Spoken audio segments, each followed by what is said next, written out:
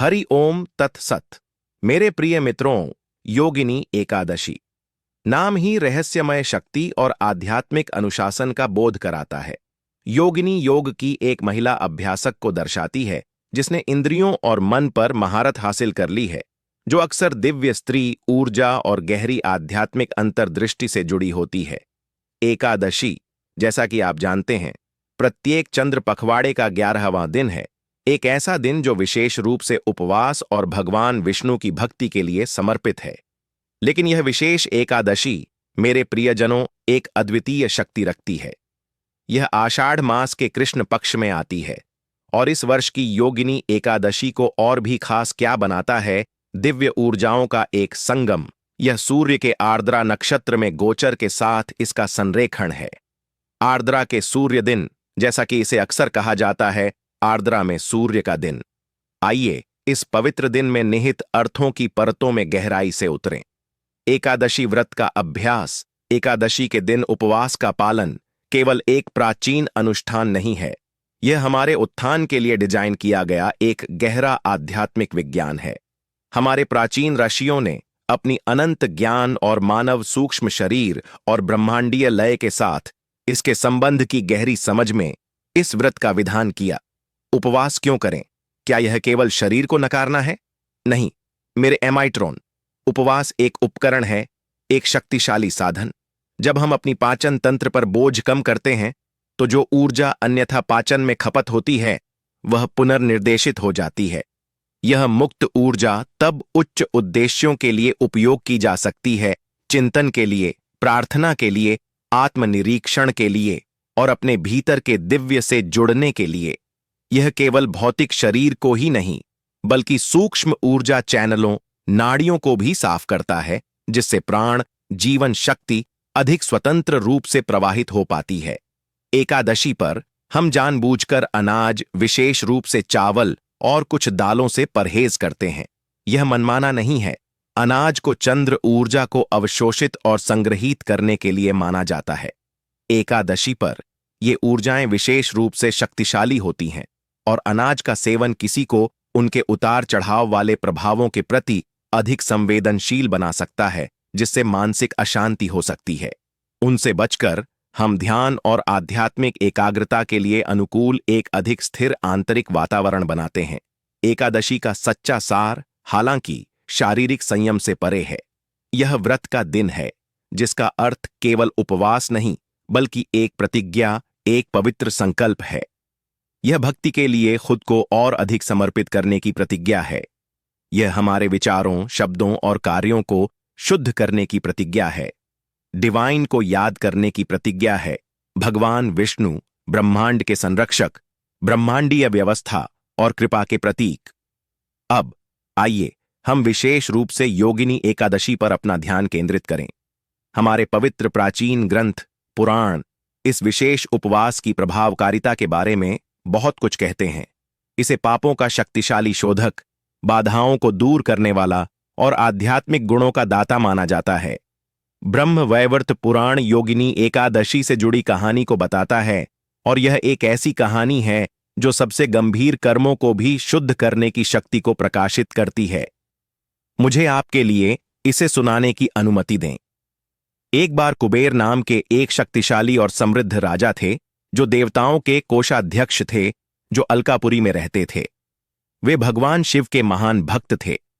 उनके दरबार में उनके पास हेममाली नाम का एक माली था जो भगवान शिव की पूजा के लिए ताजे फूल लाने के लिए जिम्मेदार था।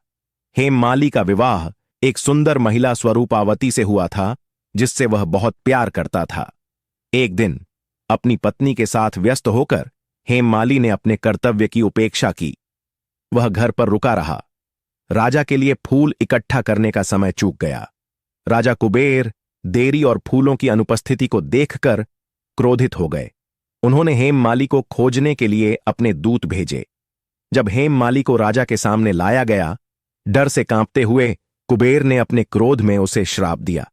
ओ मूर्ख माली, राजा गरजे, अपनी लापरवाही के कारण तुमने भगवान शिव और मुझे अपमानित किया है। तुम्हें इसके परिणाम भुगतने होंगे। तुम्हें सफेद कुष्ठ रोग से पीड़ित किया जाएगा और अपनी प्रिय पत्नी से अलग कर दिया जाएगा। तुम अपने पाप के बोझ तले पृथ्वी पर भटकते रहोगे। और इस प्रकार हेममाली तुरंत भयानक बीमारी से पीड़ित हो गया। उसे राज्य से बाहर निकाल दिया गया, स्वरूपावती से अलग कर दिया गया और घने जंगलों में बेतरतीब ढंग से भटकने लगा। अपनी पीड़ा से बहुत पीड़ित था। कई वर्षों तक उसने इस दर्दनाक अस्तित्व को सहन किया। उसका शरीर सड़ रहा था, उसका दिल दुख से भारी था। एक दिन दैवीय विधान से हेममाली महान अर्षि मार्कंडेय अर्षि के आश्रम में आ गया, जो अपनी इमेंस आध्यात्मिक शक्ति और दीर्घायु के लिए प्रसिद्ध थे। हेममाली कमजोर और व्याकुल अर्षि के सामने दंडवत प्रणाम किया। अर्षि मार्कंडेय ने अपनी दिव्य दृष्टि से हेममाली की दुर्दशा और उसके दुख के कारण को तुरंत समझ लिया। अपनी आंखों में करुणा के साथ उन्होंने पूछा, मेरे पुत्र, इस अवस्था में तुम्हें इस विनम्र निवास पर क्या लाया है? हेममाली ने अवरुद्ध स्वर में अपनी कहानी सुनाई। अपनी पत्नी के प्रति अपनी भक्ति, कर्तव्य की अपनी उपेक्षा, राजा का श्राप और उसके बाद का अपना दुख। अर्षि मार्कंडेय ने धैर्यपूर्वक सुना। फिर एक परोपकारी मुस्कान के साथ उन्होंने कहा, मेरे पुत्र, निराश मत हो। तुम सही जगह पर आए हो। तुम्हारे दुख का एक शक्तिशाली उपाय है इस भयानक पीड़ा और द्वारा उठाए गए कर्मिक बोझ से मुक्ति का एक मार्ग है। ध्यान से सुनो। आषाढ़ मास के कृष्ण पक्ष में एक शुभ एकादशी, जिसे योगिनी एकादशी के नाम से जाना जाता है, आएगी। यदि तुम इस व्रत का पूरी ईमानदारी, भक्ति और विश्वास के साथ पालन करते हो तो तुम्हारे सभी पाप धुल जाएंगे और तुम अपने श्राप और दुख से मुक्त हो जाओगे। तुम अपना स्वास्थ्य वापस पालोगे और अपनी पत्नी के साथ फिर से मिल जाओगे। हेममाली नई आशा से भर गया। फिर से दंडवत प्रणाम किया, अपनी हार्दिक कृतज्ञता व्यक्त की। उसने अर्षि के निर्देशों का सावधानीपूर्वक पालन किया। योगिनी एकादशी पर उसने उपवास किया, भगवान विष्णु के नामों का जाप किया और अटूट भक्ति के साथ ध्यान किया। भगवान विष्णु की कृपा और व्रत की शक्ति से वह अपने कुष्ठ रोग से पूरी तरह ठीक हो गया। उसका शरीर चमकीला हो गया और उसे अपने पूर्व स्वास्थ्य और शक्ति में बहाल कर दिया गया। वह अपने राज्य लौट आया, अपनी प्रिय स्वरूपावती के साथ फिर से मिला और शांति और भक्ति का जीवन जिया। यह कहानी, मेरे प्रिय शिष्यों, केवल प्राचीन काल की एक कहानी नहीं है। यह एक गहन शिक्षा है। यह कई महत्वपूर्ण सिद्धांतों को दर्शाती है। कर्म की शक्ति। प्रत्येक क्रिया, चाहे अच्छी हो या बुरी, एक प्रतिक्रिया उत्पन्न करती है। हेममाली की लापरवाही, हालांकि प्रेम से उत्पन्न हुई, दुख का कारण बनी। दिव्य कृपा और आध्यात्मिक अभ्यास की परिवर्तनकारी शक्ति। गंभीर कर्मिक बोझ भी ईमानदारी से भक्ति और एकादशी व्रत जैसे निर्धारित आध्यात्मिक अभ्यासों के पालन से कम किए जा सकते हैं। ऋषियों की करुणा हमारे अर्षि प्रकाश के पुंज हैं, जो हमें अज्ञानता और दुख के अंधकार से मार्गदर्शन करते हैं। योगिनी एकादशी की अद्वितीय प्रभावकारिता। यह व्रत विशेष रूप से शारीरिक बीमारियों, विशेष रूप से कर्मिक असंतुलन से उत्पन्न होने वाली बीमारियों को दूर करने के लिए शक्तिशाली है और किसी के जीवन में सामंजस्य बहाल करने के लिए। यह विभिन्न प्रकार के दुखों से मुक्ति प्रदान करता है। ऐसा माना जाता है कि योगिनी एकादशी व्रत का पालन करना 88,000 ब्राह्मणों को भोजन कराने के बराबर है। इसका इतना इम्मेंस पुण्य है। यह अतीत के ज्ञात और अज्ञात अपराधों के लिए क्षमा मांगने और अपने मन, शरीर और आत्मा को शुद्ध करने का दिन है।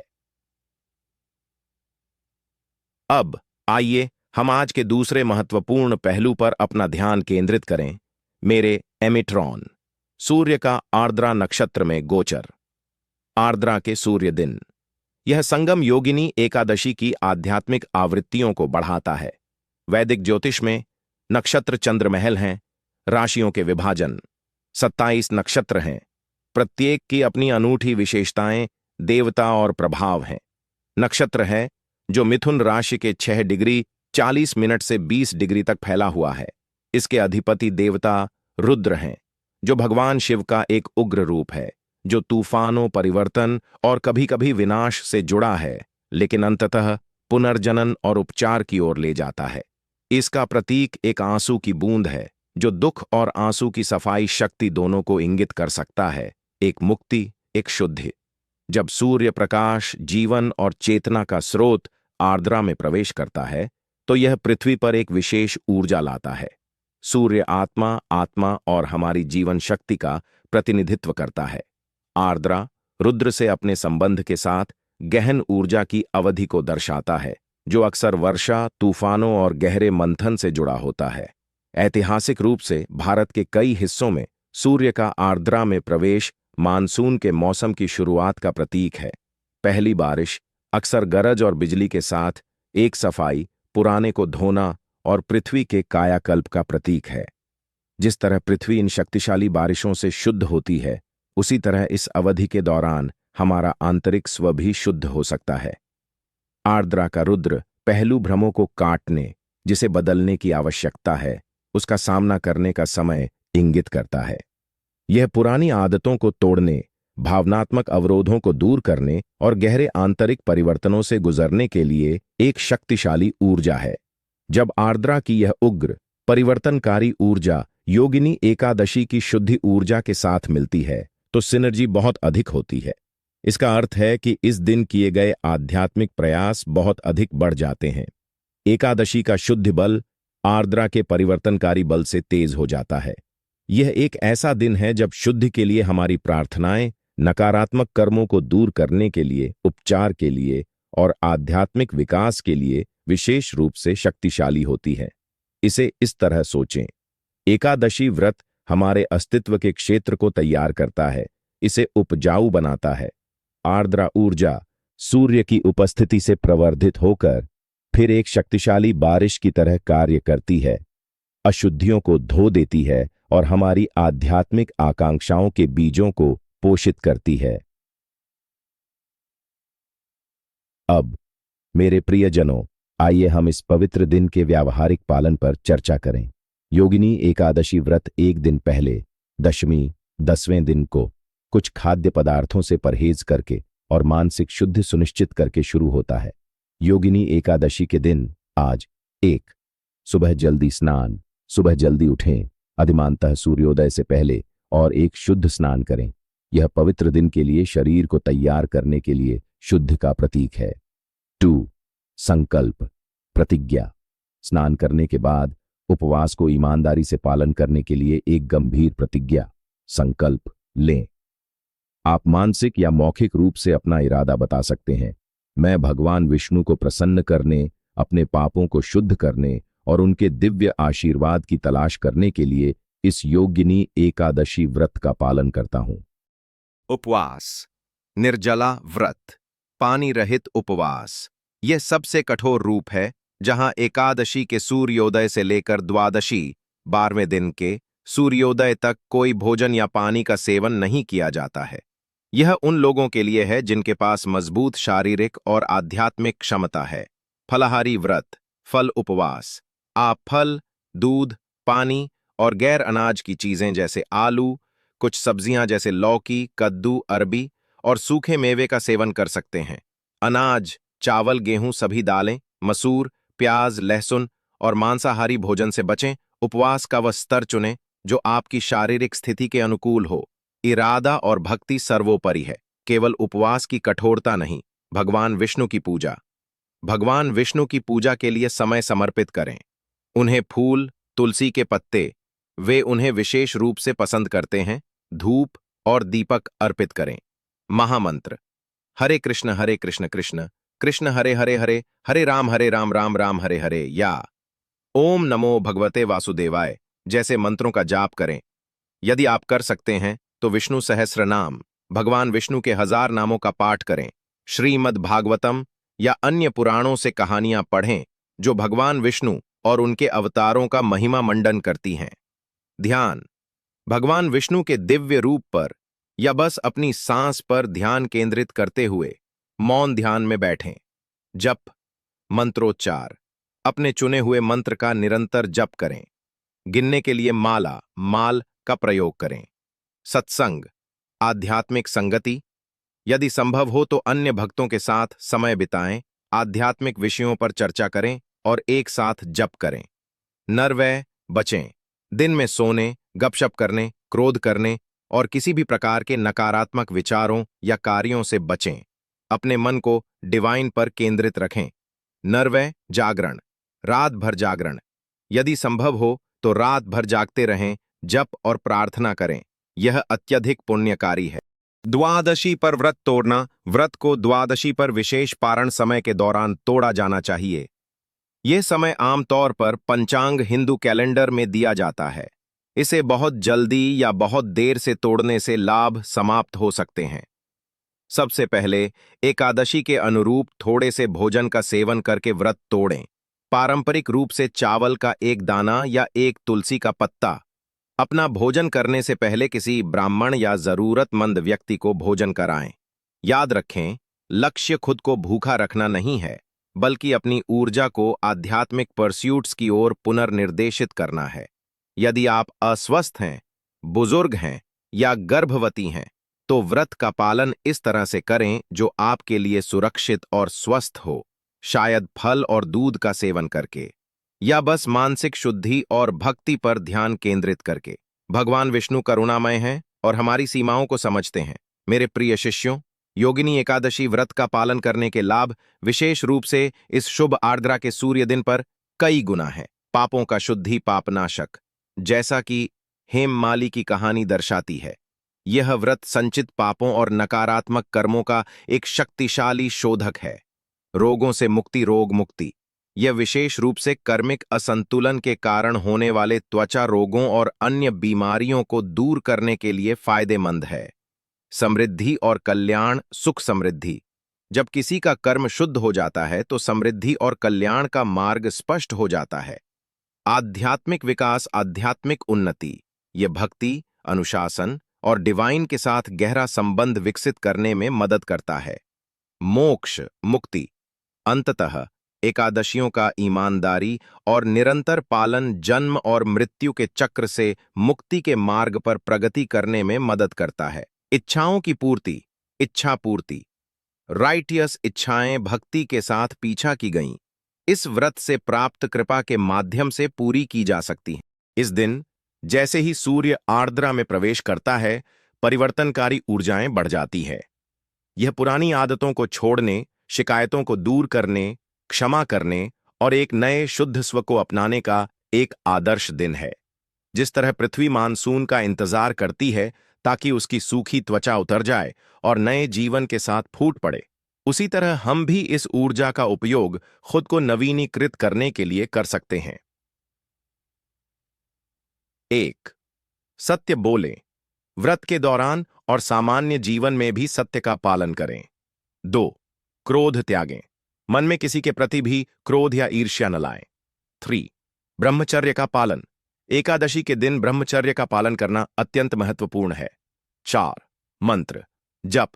जितना हो सके भगवान विष्णु के मंत्रों का जाप करें। 5. पवित्र ग्रंथों का पाठ, भागवत पुराण, विष्णु सहस्रनाम या अन्य धार्मिक ग्रंथों का पाठ करें। 6. दान। अपनी क्षमता अनुसार किसी गरीब या जरूरतमंद को अन्न, वस्त्र या धन का दान करें। दान करने से व्रत का फल कई गुना बढ़ जाता है। 7. क्षमा भाव। सभी के प्रति क्षमा और प्रेम का भाव रखें।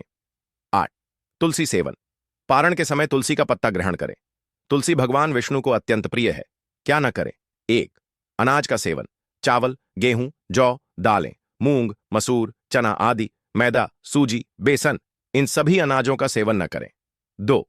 प्याज और लहसुन। तामसिक भोजन होने के कारण इनका सेवन वर्जित है। 3. मांसाहारी भोजन।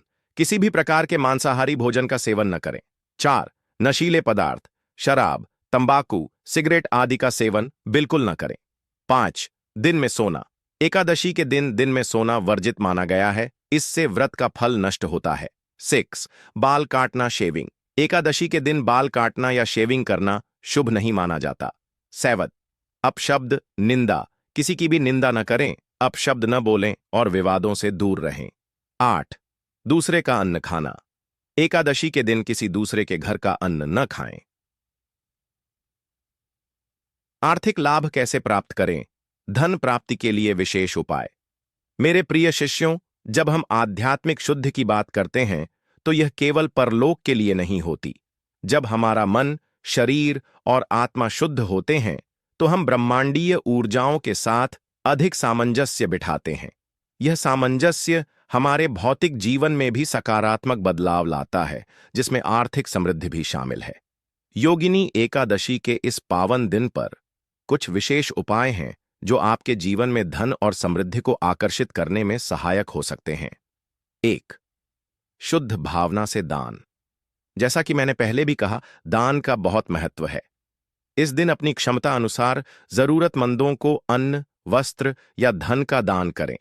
विशेषकर भगवान विष्णु के मंदिर में या किसी धार्मिक कार्य के लिए दान करना अत्यंत शुभ माना जाता है। दान देने से लक्ष्मी जी प्रसन्न होती हैं और धन की आवक बढ़ती है। यह ब्रह्मांड का नियम है, आप जितना देते हैं आपको उतना ही वापस मिलता है। 2. तुलसी की पूजा और सेवा। तुलसी भगवान विष्णु को अत्यंत प्रिय हैं और उन्हें देवी लक्ष्मी का ही रूप माना जाता है। योगिनी एकादशी पर तुलसी के पौधे की विशेष पूजा करें। तुलसी को जल अर्पित करें, दीपक जलाएं और ओम नमो भगवते वासुदेवाय मंत्र का जाप करते हुए 11 या 21 बार तुलसी की परिक्रमा करें। तुलसी के सामने बैठकर अपनी आर्थिक इच्छाओं को मन ही मन व्यक्त करें। नियमित तुलसी सेवा घर में सुख समृद्धि लाती है। 3. विष्णु सहस्र नाम का पाठ। विष्णु सहस्र नाम का पाठ करने से भगवान विष्णु की असीम कृपा प्राप्त होती है। यह केवल आध्यात्मिक शांति ही नहीं देता, बल्कि जीवन के सभी क्षेत्रों में सफलता और समृद्धि भी प्रदान करता है, जिसमें आर्थिक स्थिति भी शामिल है। एकादशी के दिन इसका पाठ करने से धन संबंधित बाधाएं दूर होती हैं। 4. पीले वस्त्र धारण करें और पीले फूलों का अर्पण। भगवान विष्णु को पीला रंग अत्यंत प्रिय है। एकादशी के दिन पीले वस्त्र धारण करें और भगवान विष्णु को पीले फूल जैसे गेंदा या चंपा और पीले फल जैसे केला अर्पित करें। यह उन्हें प्रसन्न करता है और उनकी कृपा से धन धान्य की वृद्धि होती है। 5. श्री सूक्त का पाठ। यदि आप आर्थिक समृद्धि चाहते हैं तो श्री सूक्त का पाठ करें। श्री सूक्त देवी लक्ष्मी को समर्पित एक वैदिक स्तोत्र है। एकादशी के दिन इसका पाठ करने से धन संबंधी समस्याओं का निवारण होता है और घर में बरकत आती है। 6. गाय की सेवा। गाय को माता लक्ष्मी का स्वरूप माना जाता है।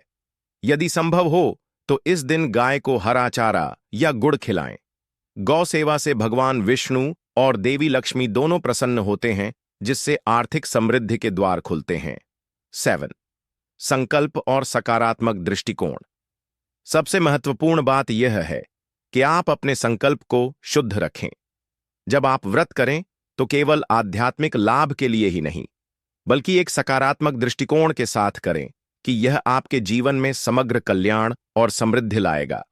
अपने मन को सकारात्मक विचारों से भरें और विश्वास रखें कि आपकी मेहनत और ईश्वर की कृपा से आपको आर्थिक सफलता अवश्य मिलेगी। यह याद रखना महत्वपूर्ण है, मेरे एमाइट्रॉन, कि धन स्वयं लक्ष्य नहीं है, बल्कि एक साधन है। जब हम इसे धर्म और सेवा के लिए उपयोग करते हैं, तभी यह हमें सच्चा सुख और संतुष्टि देता है। आध्यात्मिक साधना के माध्यम से जब हम अपने भीतर के नकारात्मकता को दूर करते हैं, तो हम स्वयं ही धन और समृद्धि के लिए एक चुंबक बन जाते हैं, क्योंकि ब्रह्मांड हमेशा शुद्ध इरादों का सम्मान करता है। मेरे प्रिय एमाइट्रॉन, आध्यात्मिक जीवन केवल जटिल अनुष्ठानों के बारे में नहीं है। यह आंतरिक पवित्रता, अटूट विश्वास और निस्वार्थ प्रेम को विकसित करने के बारे में है।